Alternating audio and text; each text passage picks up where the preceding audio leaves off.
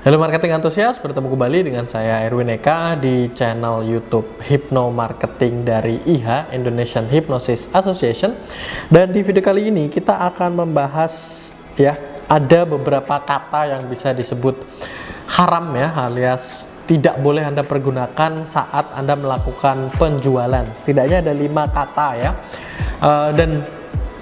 kata-kata ini maksudnya adalah kata yang terus kemudian menimbulkan respon semacam seperti ini bagi para calon customer Anda. Jadi yang pertama adalah kata yang menimbulkan kebingungan ya. Jadi misalnya Anda mengucapkan kata-kata yang membuat mereka bingung membuat mereka tidak pasti, mungkin dengan kata-kata tadi mungkin itu salah satu contoh yang dimana bisa membuat calon customer Anda menjadi bingung misalnya atau barangkali, atau bisa jadi, atau sepertinya. Jadi tidak ada kepastian sehingga menimbulkan kebingungan, menimbulkan keraguan. Nah, kata-kata semacam seperti itu sebetulnya dalam proses jual beli Anda boleh-boleh saja mengucapkan kata-kata itu, karena kalau Anda sangat terkesan untuk benar-benar menghindari kata-kata tersebut untuk tidak terucap dalam diri Anda, akan terasa seperti robot akan sangat tidak natural. Hanya saja sebisa mungkin kata-kata yang memunculkan kebingungan tadi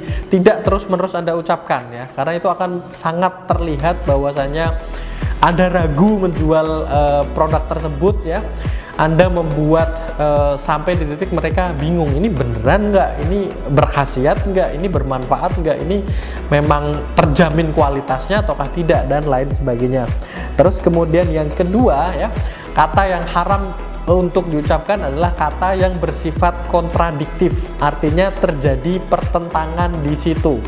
Misalnya ini banyak sekali kurang diperhatikan oleh mereka yang ada di dunia marketing.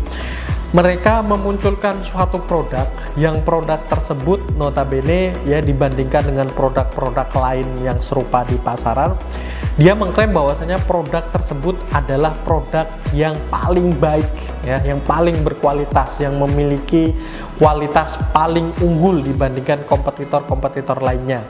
Sementara dari sisi harga mereka adalah yang paling murah. Ini kontradiktif. Ini sesuatu hal yang antara tadi kualitas yang terbaik dengan harga yang ditawarkan yang dimana yang paling murah di antara yang lain, itu sesuatu hal yang kontra, sesuatu hal yang sulit untuk bisa diterima akal sehat begitu Atau misalnya Anda memunculkan suatu produk yang berkhasiat misalnya mampu katakanlah herbal atau apapun gitu di satu sisi mampu untuk menaikkan nafsu makan, tapi di sisi lain membantu untuk menurunkan berat badan. Ini juga kontradiktif, atau hal-hal lain. Pokoknya intinya antara plus bisa menjadikan sesuatu dan juga minusnya ini sebisa mungkin tidak terjadi dalam proses penjualan karena akan terjadi kontradiksi.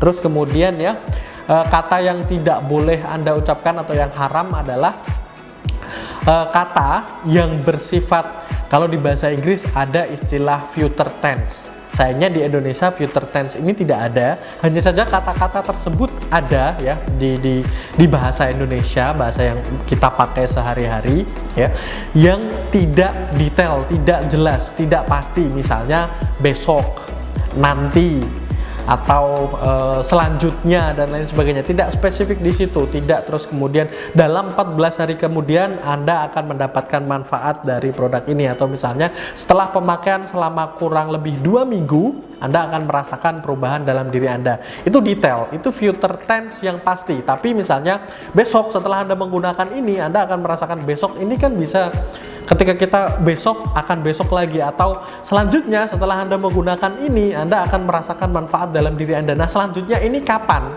Nah, kata ini sekali lagi haram untuk diucapkan dalam proses marketing, dalam proses di mana Anda menjual suatu produk atau suatu jasa. Jadi kalau Anda mau menggunakan kata yang bersifat, kalau di dalam bahasa Inggris future tense berkaitan dengan masa depan, sebisa mungkin spesifik, 1 minggu ke depan kah, bulan depan kah, tahun depan dan lain sebagainya. Jangan yang tadi nanti atau selanjutnya atau di kemudian hari, itu sangat tidak jelas.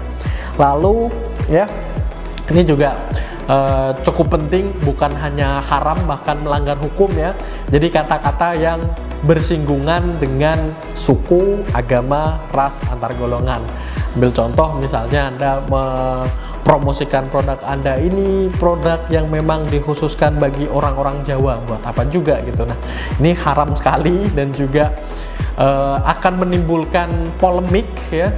Mungkin kalau Anda ingin mencari sensasi bisa Anda gunakan, tapi kemungkinan akan ada beberapa pihak yang tersinggung dengan cara marketing yang Anda lakukan, bahkan ini bisa ke ranah hukum dan lain sebagainya. Jadi yang berkaitan dengan suku, agama, ras, dan antar golongan sebaiknya Anda hindari ya. Terus kemudian yang terakhir ya, sebisa mungkin ya kata yang Anda ucapkan itu masih make sense, masih masuk akal, tidak terus kemudian menjadikan produk Anda ini seperti produk yang bullshit gitu ya, yang terkesan omong kosong, yang ada istilah too good to be true ya, terlalu indah untuk benar-benar terjadi. Jadi misalnya Anda menawarkan suatu produk gitu ya yang memberikan manfaat bagi anak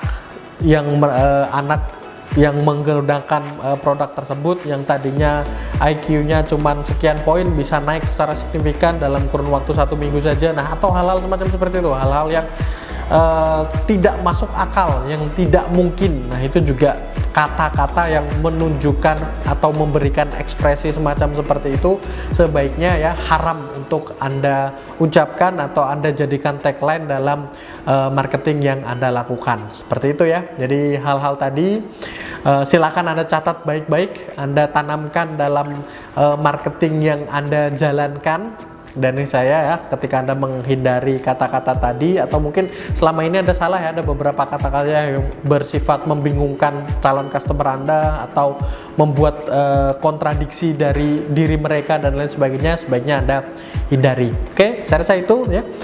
Semoga bermanfaat bagi Anda sekalian. Jangan lupa like, komen, dan share serta subscribe. Dan bagi Anda yang ingin belajar lebih lanjut, silakan Anda bisa bergabung di grup Telegram ya. Ada linknya di kolom deskripsi. Silakan Anda klik saja. Sampai bertemu dengan saya Erwin Eka dari Indonesian Hypnosis Association.